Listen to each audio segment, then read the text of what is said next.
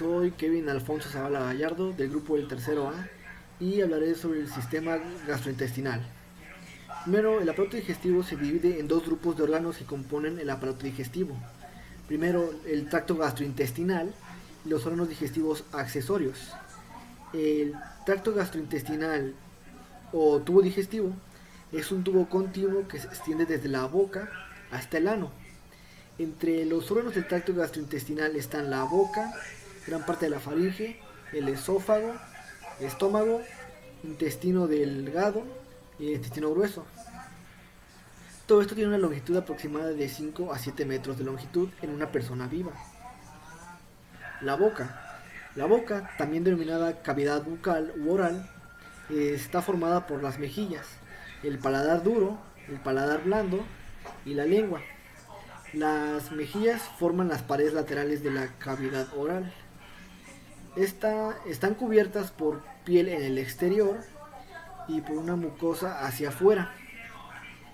El músculo buccinador y el tejido conectivo se localizan entre la piel y la mucosa de las mejillas. Los labios son pliegues carnosos que rodean la abertura de la boca. Contienen el músculo orbicular de los labios y están cubiertos externamente por piel y revestidos por dentro por una mucosa. La superficie interna de cada labio se une a la encía por el frenillo labial. El paladar es una pared o tabique que separa la cavidad bucal de la nasal, pendiendo del borde libre del paladar blando. Hay una masa muscular cónica llamada úvula. Los dientes son órganos digestivos accesorios localizados en las apófisis alveolares de cada maxilar.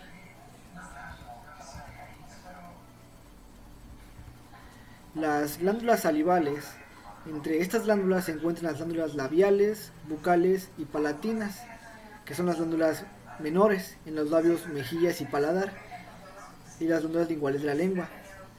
Pero además existen otras tres pares de glándulas salivales mayores: la parótida, la submaxilar y la lingual. La glándula parótida se localiza debajo y adelante de la oreja, entre la piel y el músculo macetero. Sus conductos atraviesan el músculo buccinador y desembocan frente al segundo molar superior. Es el conducto de Stennon. Las glándulas submaxilares se hallan en el piso de la boca y sus conductos desembocan a los laterales de los frenillos de la lengua, el conducto de Wharton. Y las glándulas sublinguales se encuentran debajo de la lengua y encima de las glándulas submaxilares, y sus conductos desembocan en el piso de la boca, que este es el conducto de Bartholin. La lengua es un órgano muscular que se proyecta dentro de la cavidad oral de superficie inferior, y esta tiene 4 tipos de papilas. Las papilas filiformes son las más pequeñas y más abundantes en los seres humanos. Estas son proyecciones cónicas alargadas de tejido conectivo que están tapizadas por un epitelio estratificado plano muy cornificado. Las papilas fungiformes, como su nombre lo indica, son proyecciones en forma de hongo situadas en la superficie dorsal de la lengua. Y las papilas caliciformes son estructuras grandes en forma de cúpula que se encuentran en la mucosa justo por delante del surco terminal. La lengua humana tiene de 8 a 12 de estas papilas. Y las papilas foliadas consisten en crestas bajas paralelas separadas por hendiduras profundas de la mucosa, que están alineadas en ángulos rectos con respecto al eje longitudinal de la lengua. Las glándulas parótidas tienen una secreción completamente serosa. Las submandibulares son mixtas, que en los seres humanos están compuestas parcialmente por racinos serosos. Y las sublinguales son pequeñas glándulas mixtas que están formadas principalmente por racinos mucosos. Y los corpúsculos gustativos son órganos sensoriales intraepiteliales cuya función es la percepción del gusto.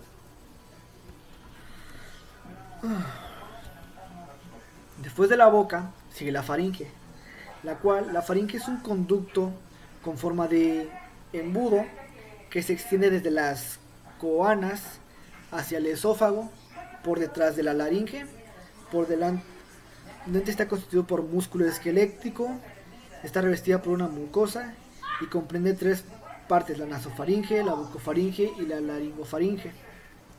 Después continúa el esófago, el cual es un tubo muscular colapsable de alrededor 25 centímetros de longitud, la cual se ubica detrás de la tráquea. Comienza con el límite inferior de la laringofaringe y atraviesa el mediastino, por delante de la columna vertebral. Luego pasa a través del diafragma por un orificio denominado hiato esofágico. En cada extremo del esófago la muscular sufre un espesamiento y forma dos esfínteres: el esfínter esofágico superior y el esfínter esofágico inferior. Cabe decir que el tercio superior está conformado de músculo esquelético, el tercio medio es músculo mixto y el tercio inferior está conformado por músculo liso. Después sigue el estómago. El estómago es un ensanchamiento del tubo digestivo con forma de J, que se localiza debajo del diafragma, en el epigastrio, en la región umbilical y en pequeña parte en el hipocondrio izquierdo. El estómago tiene cuatro regiones principales: el cardias, el fundus, el cuerpo y el píloro. El cardias rodea el orificio superior del estómago. La porción redondeada que está por encima y hacia la izquierda del cardias, el fundus. Debajo del fundus se extiende la porción central del estómago, llamada cuerpo. La región pilórica se divide en tres partes: la primera, el antro pilórico; la segunda, el canal pilórico; y la tercera, el píloro. El píloro se comunica con el duodeno a través del esfínter pilórico. Después continúa el intestino delgado. Este intestino delgado comienza con el esfínter pilórico del estómago, alcanza un promedio de 2.5 centímetros de diámetro, su longitud es de alrededor de 3 metros en una persona viva, y el intestino delgado se divide en tres partes, en tres regiones, perdón. El duodeno es el segmento más corto, comienza con el esfínter pilórico del estómago y se extiende alrededor de 25 centímetros. El siguiente segmento es el yeyuno, que significa vacío, y la región final y más larga del intestino delgado, el ilion, mide alrededor de 2 metros y se une con el intestino grueso mediante el esfínter o válvula iliocecal. Y al final de todo este tracto está el intestino grueso. El intestino grueso mide alrededor de 1.5 metros de largo y 6.5 centímetros de diámetro. Este se extiende desde el ilion hasta el ano, debajo del esfínter iliocecal. Se encuentra el ciego, una pequeña bolsa de 6 centímetros, y unida al ciego se encuentra el apéndice vermiforme, que mide aproximadamente unos 8 centímetros de largo. El ciego se continúa hacia arriba con el colon, que se divide en ascendente, transverso y descendente, y el sigmoides. El colon ascendente asciende por el lado derecho del abdomen, llega a la superficie inferior del hígado y gira a la izquierda para formar el ángulo colónico derecho. El colon continúa hacia el lado derecho como colon transverso, se curva debajo del borde inferior del vaso, formando el ángulo colónico izquierdo, y desciende por debajo de la cresta ilíaca como colon descendente. Y finalmente el colon sigmoides comienza cerca de la cresta ilíaca izquierda. El recto, los últimos 20 centímetros del tubo digestivo, es anterior al sacro y al coxis. Y los últimos 2 centímetros forman el conducto anal. El orificio externo del conducto anal, el ano, hay un esfínter anal interno, el cual está por músculo esquelético, por músculo liso, que es involuntario, y el esfínter anal externo, que es por músculo esquelético, que es voluntario. Y hablando de los órganos digestivos accesorios, primeramente está el páncreas, el cual es una glándula retroperitoneal que mide de 12 a 15 centímetros de longitud y 2.5 centímetros de ancho. Tiene una cabeza, un cuerpo y una cola. La cabeza es la porción dilatada del órgano, Por encima y a la izquierda de la cabeza se encuentra el cuerpo y la cola de forma ausada. El conducto pancreático, conducto de Wilson como también se le llama, es el más largo de los dos conductos que se conecta con el conducto colédoco y entra al duodeno como un conducto común llamado ampolla hepatopancreática o también conocida como la ampolla de Vater. Y el otro conducto que posee el páncreas es el conducto accesorio o también conocido como el conducto de Santorini. Sale del páncreas y desemboca en el duodeno a unos 2.5 centímetros encima del esfínter de Oddi. Los otros órganos son el hígado y la vesícula biliar. El hígado es una glándula más voluminosa del cuerpo, es la glándula más voluminosa del cuerpo y pesa alrededor de 1.4 kilogramos. Se encuentra debajo del diafragma y ocupa la mayor parte del hipocondrio derecho, parte del epigastrio, y la vesícula biliar es un saco en forma de pera, tiene una longitud de 7 a 10 centímetros y cuelga del borde anteroinferior del hígado. El hígado está cubierto casi por completo por el peritoneo visceral. Este órgano se divide en dos lóbulos principales, el lóbulo derecho, que es un lóbulo grande, y un lóbulo izquierdo mucho más pequeño, las cuales están divididas por el ligamento falciforme. Este ligamento se extiende desde la superficie inferior del diafragma, entre los dos lóbulos principales, hasta la superficie superior del hígado, en el borde libre del ligamento falciforme. Este ligamento redondo, los ligamentos coronarios, izquierdo y derecho, son estrechas extensiones del peritoneo visceral, parietal. En la vesícula biliar se distinguen un fondo con proyecciones desde el borde inferior del hígado, el cuerpo, la porción central y el cuello, la porción estrecha.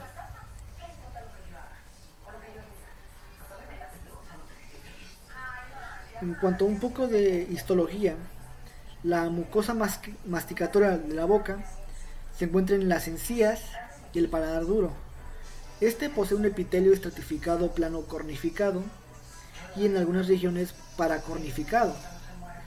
El epitelio paracornificado es muy similar al epitelio cornificado. La mucosa de revestimiento se encuentra en los labios, mejillas, superficie mucosa alveolar, el piso de la boca, superficie ventral de la lengua y el paladar blando.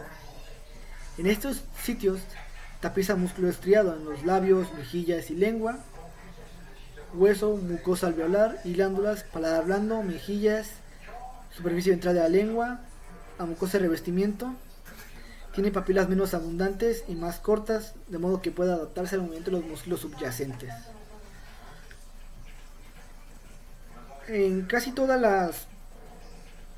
el tracto digestivo, las capas principales del tubo digestivo de adentro hacia afuera son la mucosa, que ella también puede tener su lámina basal y su muscularis mucosae.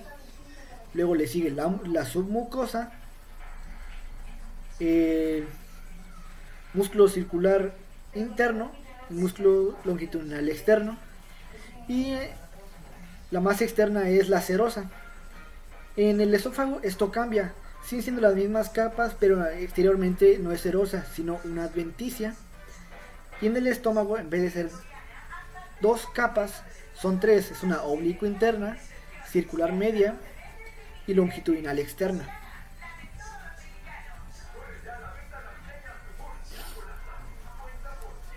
La mucosa del esófago se compone de epitelio escamoso estratificado, una lámina propia fibroelástica y una capa de músculo liso, la muscular de la mucosa, dispuesta en sentido longitudinal. La luz del esófago, que posee un recubrimiento de epitelio escamoso estratificado no queratinizado de 0.5 milímetros de grosor, solo está colapsada y solo se abre durante el proceso de deglución.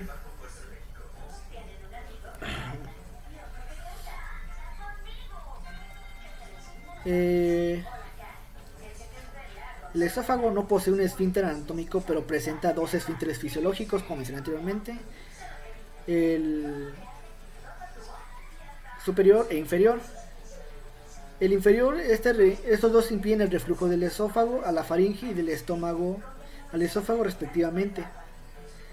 El gastroesofágico interno, formado por fibras de músculo liso, se halla en la región en la que el esófago perfora el diafragma y se une con el estómago. Las fibras musculares de este esfínter siempre mantienen un tono, excepto en momentos en el que el bolo está a punto de pasar al estómago o cuando la persona vomita. Además, las fibras musculares esqueléticas del diafragma rodean el esófago y lo cierran durante la inspiración y con la elevación de la presión intraabdominal.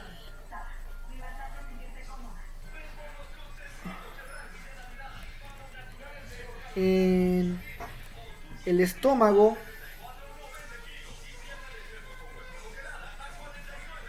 el epitelio que reviste el estómago secreta un moco visible que se adhiere al recubrimiento gástrico y lo protege.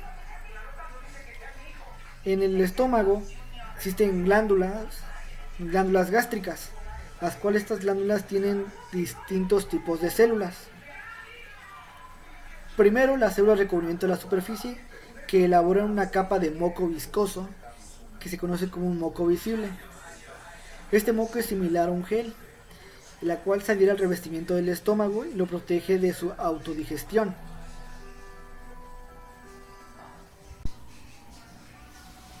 Otras células que se pueden encontrar en la glándula gástrica son las células parietales, las cuales estas células lo que hacen es secretar ácido clorhídrico y factor intrínseco.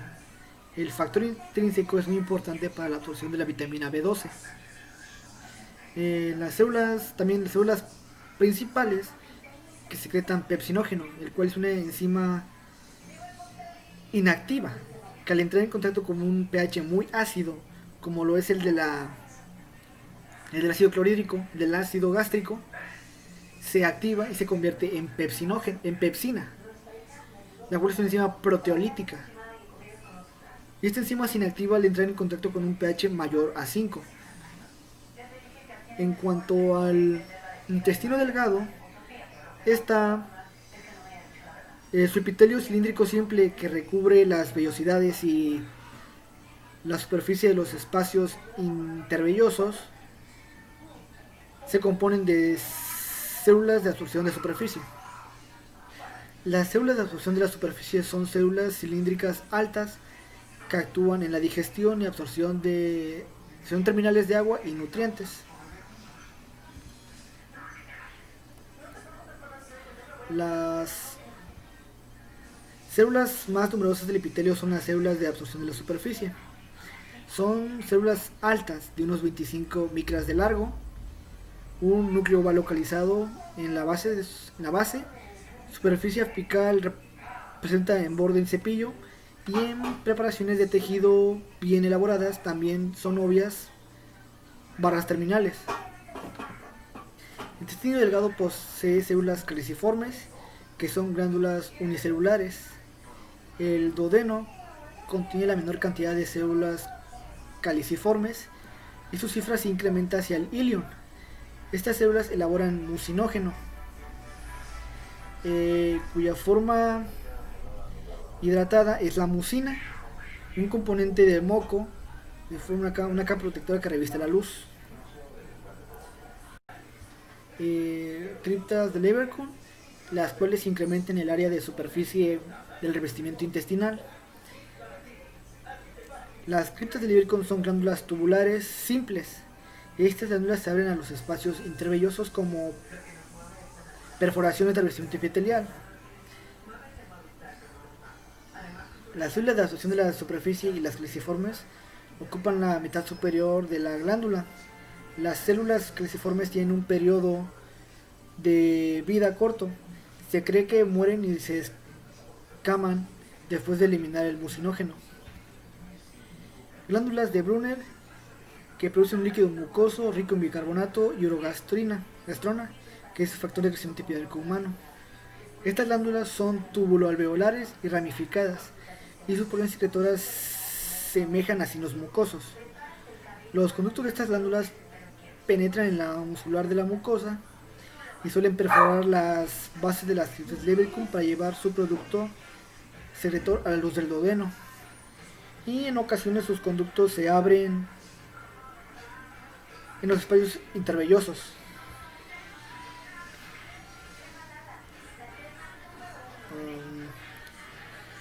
En cuanto al intestino grueso, el colon carece de vellosidades, pero posee en abundancia criptas de Lieberkühn, cuya composición es similar a la del intestino delgado, excepto por la ausencia de células de Paneth.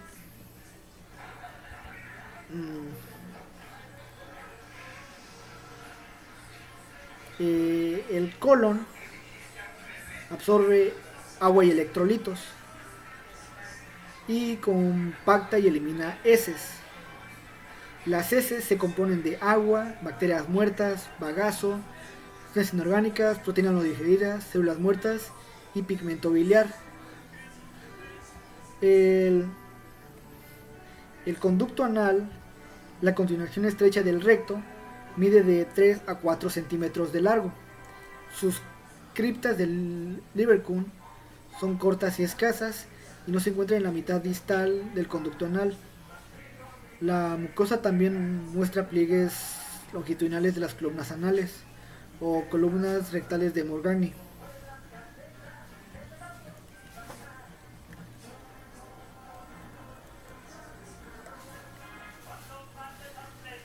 Bueno, y el páncreas puede ser tanto exócrino como endocrino. Y el exócrino produce alrededor de 1200 mililitros de líquido rico en bicarbonato. Y las células acinales del páncreas tienen receptores para colecistocinina y acetilcolina, en tanto que las células centroacinares y los conductos intercalares poseen los receptores de creatina y tal vez de acetilcolina.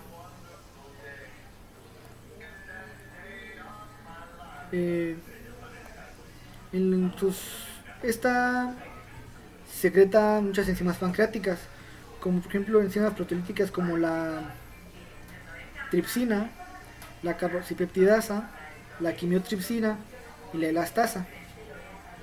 Todas estas son activadas por la tripsina, que al ser secretada se secreta en forma de tripsinógeno, que esta, al llegar al intestino delgado,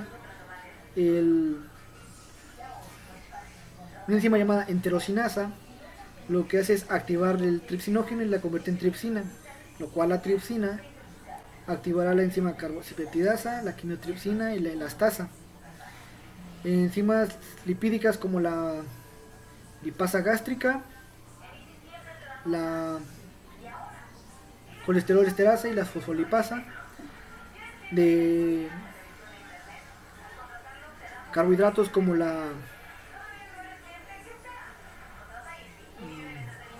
milasa pancreática, la lactasa, la maltasa, la sacarasa, la alfa-destrinasa, y ácidos nucleicos como la desoxirribonucleasa y la ribonucleasa. Y en cuanto al páncreas endocrino, en sus islotes de Langerhans se encuentran las células alfa, que secretan glucagón, células beta, que secretan insulina, delta, somatostatina, G, gastrina, y PP, polipéptido pancreático. Y en el hígado, de manera muy similar al páncreas, el hígado tiene funciones endocrinas y exócrinas, pero a diferencia del páncreas, en el hígado, la misma célula, el hepatocito, tiene a su cargo la formación de la excreción exócrina hepática, la bilis y sus productos endocrinos.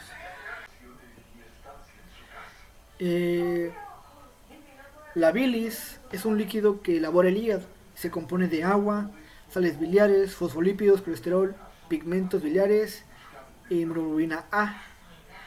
Esta bilis lo que hace es cuando, al entrar en contacto con las grasas, lo que hace es emulsionarlas. O sea, quiere decir que las gotas grandes de grasas lo que hace es reducirlas a tamaños mucho más pequeños, para que así las enzimas pancreáticas puedan realizar su función de manera mucho más efectiva. Y en cuanto a su fisiología,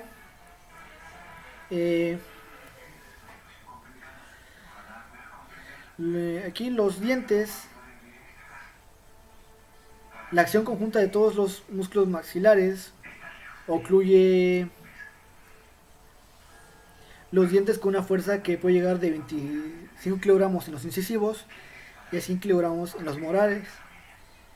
La mayor parte de los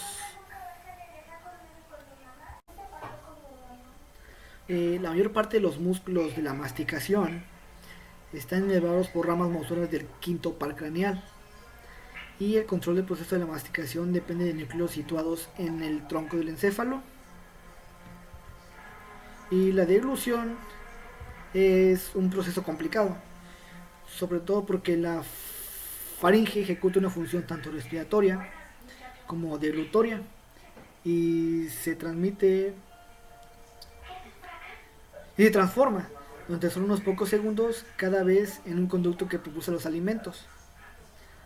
En términos generales, la deglución puede dividirse en una fase voluntaria que inicia el proceso de la deglución, una fase faríngea involuntaria que consiste en el paso de los alimentos hacia el esófago a través de la faringe, y una fase esofágica también involuntaria que ejecuta el paso de los alimentos de la faringe al estómago. Y durante la fase faríngea de la deglución, aquí ocurren ciertas cosas. Primero, el paladar blando se eleva para taponar las coanas e impedir el reflujo de alimentos hacia las fosas nasales. Luego los pliegues palatofaringios se desplazan hacia la línea media, separándose entre sí, formando una hendidura sagital a través de la cual los alimentos pasan a la parte posterior de la faringe. Luego, las cuerdas vocales de la laringe se aproximan con fuerza, al tiempo que los músculos del cuello tiran y desplazan hacia arriba todo el órgano. Luego el ascenso de la laringe también tracciona al orificio de entrada del esófago hacia arriba y lo amplía. Y al mismo tiempo los 3 o 4 primeros centímetros de la pared muscular esofágica, el esfínter esofágico superior se relaja para que los alimentos penetren, y al mismo tiempo se eleva la laringe y se relaja el esfínter faringoesofágico, se contrae la totalidad de la musculatura faríngea.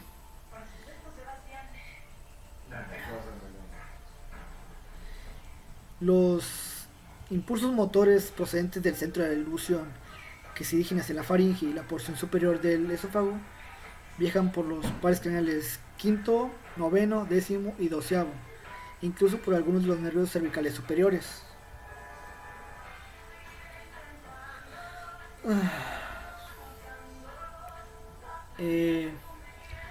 Las funciones motoras del estómago son triples: almacenamiento de grandes cantidades de alimentos, mezcla de estos alimentos con las secreciones gástricas hasta formar el quimo, y vaciamiento lento del quimo. El quimo es que una vez que los alimentos se han mezclado con las secreciones gástricas, el producto resultante que circula hacia el intestino recibe el nombre de quimo.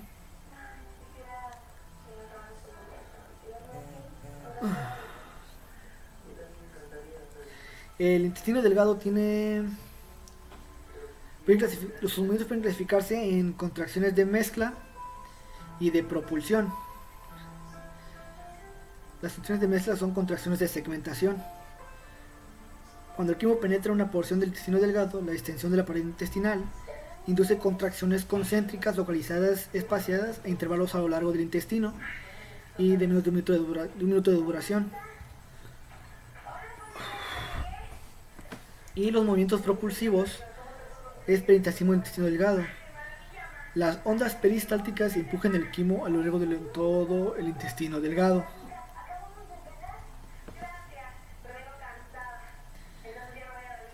Los movimientos del colon, movimientos de mezcla de Austras, al igual que el intestino delgado, existen movimientos de segmentación. En el grueso ocurren grandes constricciones circulares Eh, en cada uno de estos segmentos de constricción se contraen alrededor de 2.5 centímetros de músculo circular que en ocasiones reducen la luz del colon hasta ocluirla casi por completo. Y los movimientos propulsivos, movimientos de masa, gran parte de la propulsión tiene lugar en el ciego y en el colon ascendente. Ocurre gracias a las lentas pero persistentes contracciones australes que necesitan de 8 a 15 horas para desplazar el quimo desde la válvula iliocecal hasta el colon. Y el reflejo de la defecación primero puede describirse de la siguiente forma. Cuando las heces penetran en el recto, la distensión de la pared rectal emite señales que se propagan y por el plexo mientérico, iniciando ondas peristálticas en el colon descendente. El sigma y el recto que impulsan las heces hacia el ano.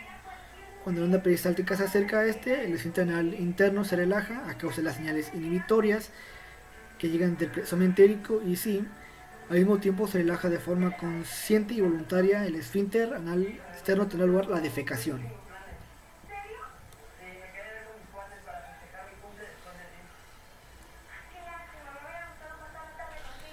En cuanto a las secreciones, como mencioné anteriormente, la saliva contiene una secreción tanto serosa y una secreción mucosa, esto dado por sus glándulas salivales, la parótida, la sublingual, la submaxilar.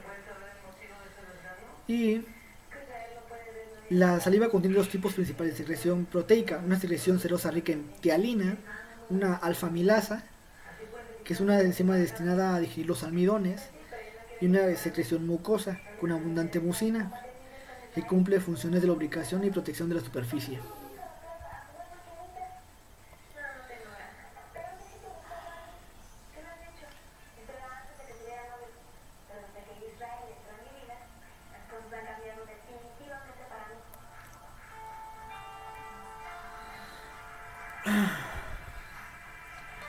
Bueno, en cuanto a las secreciones gástricas, esta tiene tres fases. La fase cefálica tiene un lugar incluso antes de la entrada de los alimentos al estómago, sobre todo al empezar a ingerirlos. Se debe a la visión, olor, tacto y gusto de los alimentos. Cuanto mayor sea el apetito, más intensa será esta estimulación. Esta fase suele aportar el 30% de la secreción gástrica asociada a la ingestión de una comida. La fase gástrica, cuando los alimentos penetran en el estómago, excitan 1. Los reflejos vagovagales largos que van desde el estómago, van al encéfalo y de nuevo al estómago. Los reflejos entéricos locales, el mecanismo de la gastrina. Y estas representa el 60% de la secreción gástrica. Y la intestinal es cuando la presencia de alimentos en la parte próxima del intestino delgado, en especial en el duodeno, induce la secreción de pequeñas cantidades de jugo gástrico, probablemente en parte debido a las pequeñas cantidades de gastrina, y esta fase supone aproximadamente un 10% de la secreción ácida a una comida.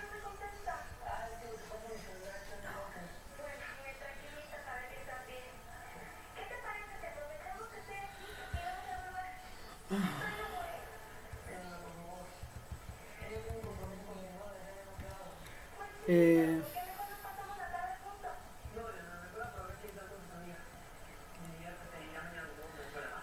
bueno, el tubo digestivo tiene un sistema nervioso propio, llamado sistema nervioso entérico, que se encuentra en su totalidad en la pared desde el esófago hasta el ano. El sistema nervioso entérico está formado en esencia por dos plexos. Un plexo externo situado entre las capas musculares longitudinales, transcircular y longitudinal, denominado plexo mientérico o de Auerbach, y un plexo más interno, llamado plexo submucoso o de Meissner, que ocupa la submucosa. El plexo mientérico rige sobre todo los movimientos gastrointestinales y el plexo submucoso controla fundamentalmente la secreción del flujo sanguíneo local.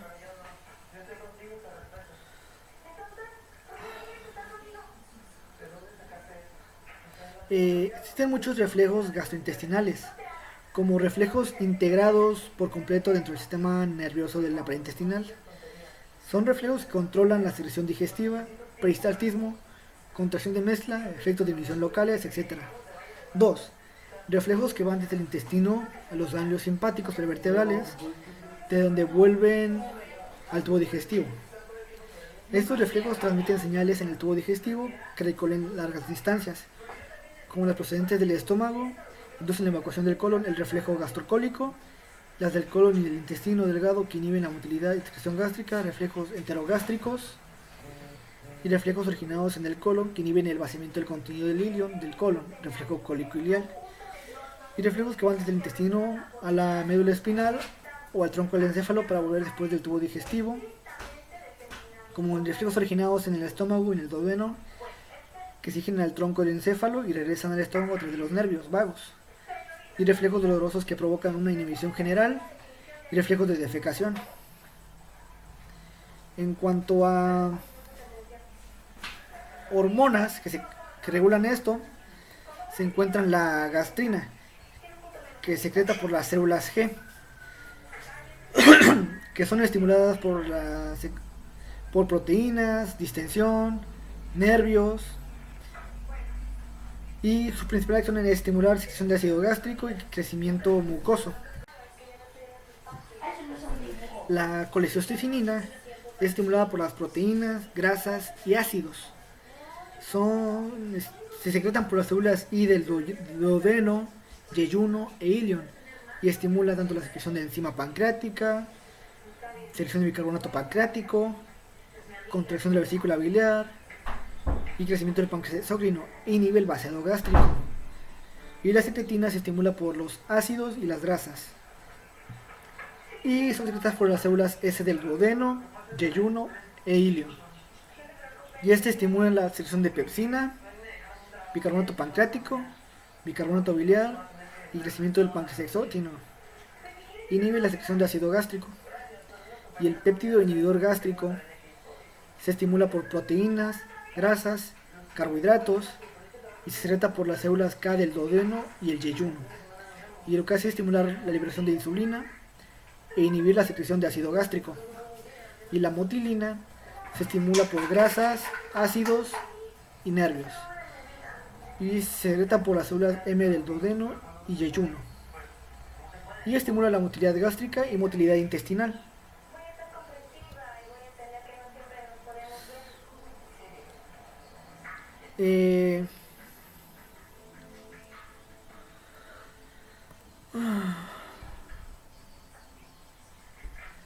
Y un reflejo peristáltico, la ley del intestino, es cuando la distensión excita el segmento intestinal e inicia el peristaltismo. El anillo contráctil responsable suele comenzar en la zona próxima al segmento distendido y luego se mueve hacia ese segmento, empujando el contenido intestinal 5 o 10 centímetros en dirección anal antes de desaparecer. Y al mismo tiempo el intestino distal se relaja y a veces a lo largo de varios centímetros en la llamada relación receptiva, lo que facilita la propulsión de los alimentos hacia el ano y en dirección oral. Y en el esófago tienen dos tipos de peristaltismo, los primarios y secundarios. Los primarios son aquellos en los cuales cuando entra el alimento empiezan a formar el anillo y siguen su curso normal, pero cuando por alguna extraña razón este contenido no baja, el peristaltismo no funciona, aparecen las ondas secundarias, las cuales funcionan cuando las primeras ondas no funcionan y estas empujan mucho más fuerte el contenido que las ondas primeras no pudieron eliminar.